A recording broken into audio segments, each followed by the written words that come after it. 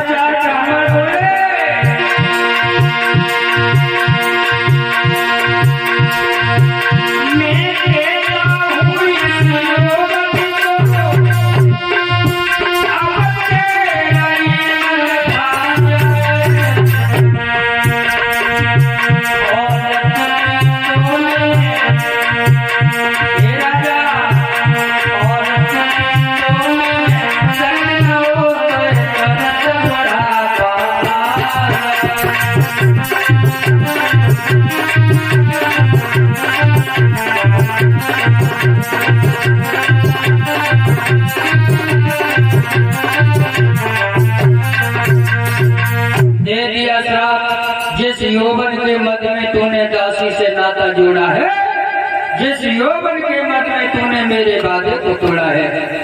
मैं कहता हूँ जिस यौवन को अब तेरा ही मद खा जाए, औरत की तुझमें शक्ति न रहे तो तुरंत बुढ़ापा आ जाए, बुढ़ा हो जाए। अब का कमर 3 जगह से टेढ़ी, वो गर्दन हिलन लगी है, ठंडी चुन्नी बनाए फेंकन लगी। हाँ, खांसी उठ जाए तो 1 घंटा सांस ही ना आए। देवयानी लौट के आई और द्वारे पे भी लगे हैं खांसे पे। देवयानी पूछती कौन हो तुम?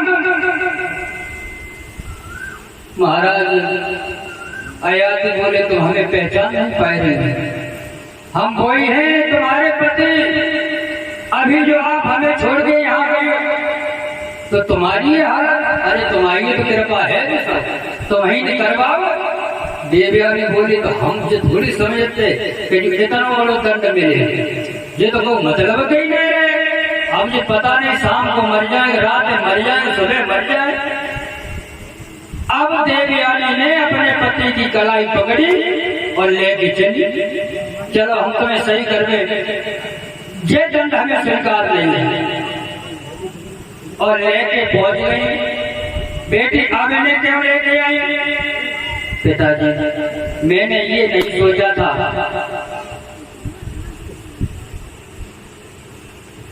ये श्राप तो गलत हो गया है। क्यों? महाराज आयाती भी शुक्राचार्य ब्राह्मण के चरणों में गिर गई, हाथ जोड़िए महाराज मैंने कोई गलत नहीं किया, मैंने कोई गलत नहीं किया। जवाब दिया तो अच्छा क्या किया? बोले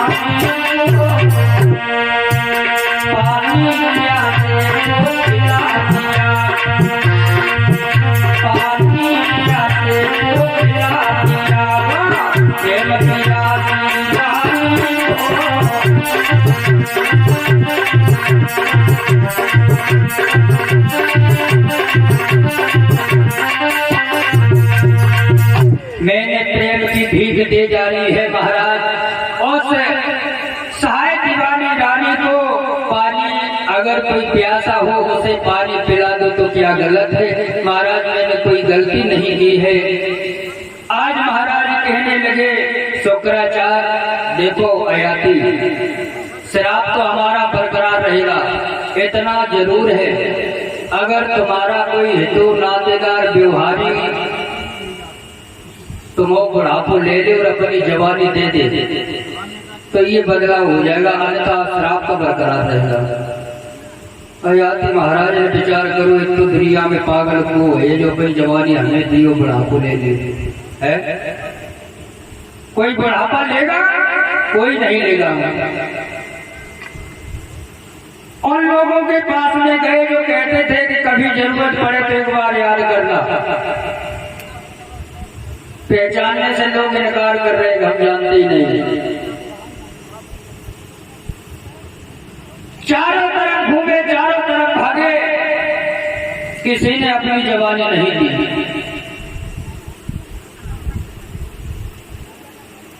तो अपने बड़े लड़का के पास में पहुंचे हैं यदु से, और यदु से जाए कि कही कि बेटा, यदु कहने लगा कौन हो, कहां से आए हो, कहां जा रहे हो? मुझे पहचाना नहीं, जवाब दिया नहीं। मैं तुम्हारे पिताजी हूँ। पिताजी? अरे मेरे पिताजी तो बिल्कुल जवान थे, लेकिन ये बुढ़े।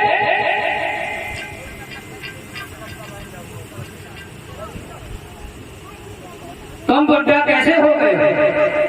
तुम्हारे नाना ने श्राप दे दिया है और तुम्हारी माता जी ने दिलवाया है। तो बताओ हमारे लायक कोई काम हो? जवाब दिया कि तुम्हारे लायक तो ये काम है। बेटा, अपनी जवानी हमें दे दो और बुढ़ापा आप हमारा ले लो। यदु ने जवाब दिया, पिताजी जवाब हमसे कही तो कही, और उसे न कहती हूँ। हाँ, मैं सब खरपटी लाल कर दिए कोई मार मार के। क्या जवाब दिया है?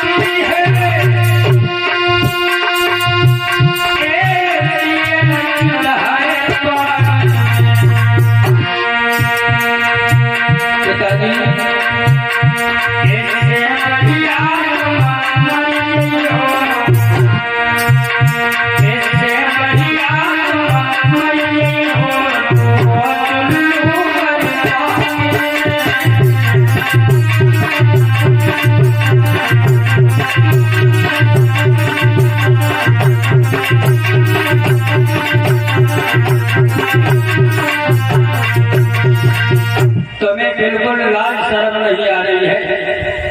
अगर कहीं तुम्हें जरा सा पानी मिल जाए, नाक रगड़ के मर जाओ, लेकिन ये जवानी काऊ से न मांगी हो। पहले लड़का ने जवाब दे दिया, दूसरे के पास में गए, उसने भी मना कर दिया, तीसरे के पास में गए, उसने भी मना कर दिया, चौथे के पास में गए, उसने भी मना कर दिया। जो सबसे छोटा वाला पुत्र है, गुरु के पास में पहुंचे हैं। कहा बेटा, हाँ पिताजी तुम्हारी ये हालत कैसे हो गई? तुम्हारे नाना जी ने श्राप दिया है और तुम्हारी माता जी ने श्राप दिलवाओ है, बुढ़ापा आ गया है। पिताजी ये तो बहुत गलत हो गया। जवाब दिया, हाँ गलत हो ही गया है। तो हमारे लायक कोई सेवा हो तो बताओ। तुम्हारे लायक बेटा सेवा ये है। उन्होंने कहा है कि अगर कोई अपनी जवानी दे दे और बुढ़ापा ले ले तो बदलाव हो जाएगा, जवानी दे दो। छोटे वाले पुत्र ने जवाब दिया, पिताजी जवानी की बात कर रहे हैं, बहुत छोटी बात है।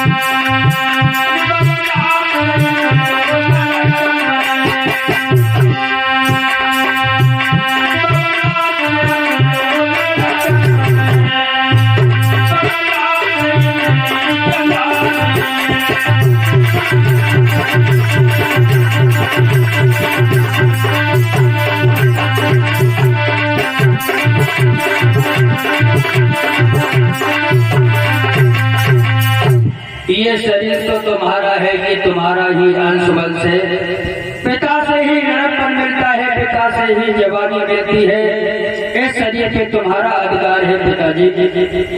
उसी समय उसने अपनी जवानी को दे दिया है और बुढ़ापे को धारण कर लिया है। महाराज अयाति ने 1000 वर्ष तक वो जवानी रखी अपने पास। उसके बाद बुढ़ा वापस करते हैं और वन के लिए महाराज चले जाते हैं।